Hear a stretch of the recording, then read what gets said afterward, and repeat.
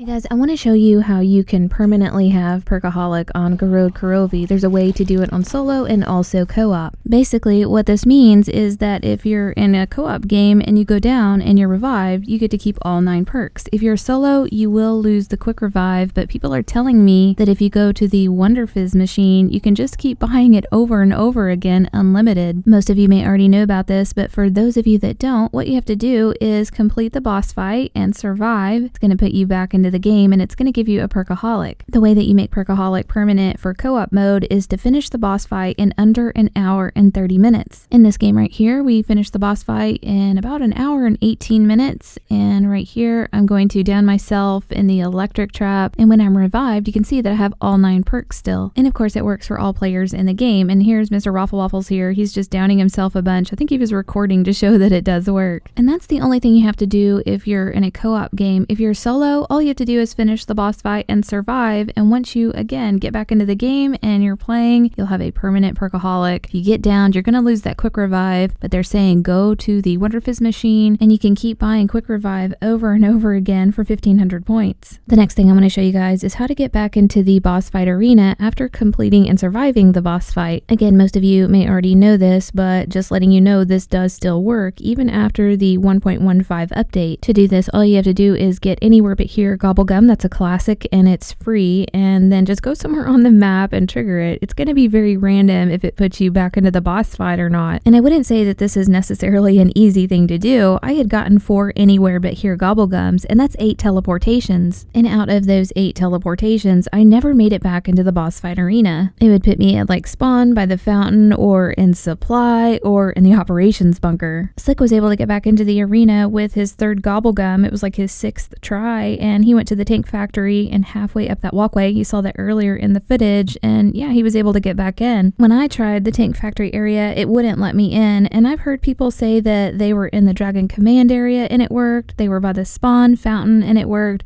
but I really think it's very random and there's really no place you can go to guarantee that you'll get in it. Our question is, are you supposed to be able to do this? I don't think you are, because if you use your last anywhere but here and you get stuck in that arena, you can't get out of it, and you have no control whatsoever if you get teleported into it or not. It's definitely an awesome place to run and stay alive, but you've lost access to everything. No Pack-a-Punch machine, no perks, there's no guns on the walls, and no Gobblegum machines, and you can't get back to the shield. I've heard about high round players getting teleported out there and they didn't know that could happen, and they were pretty upset about it, and it did ruin their game. You probably could do pretty well out there and get into some high rounds as long as you had like maybe a Pack-a-Punch Dingo or a BRM, something with a ton of ammo and like blast furnace or dead wire on it. So if you do use anywhere but here on this map, just be aware that this can happen, and if you want it to happen, then just make sure you have your guns ready for it. But I hope this helped you guys out, and we'll see you next video.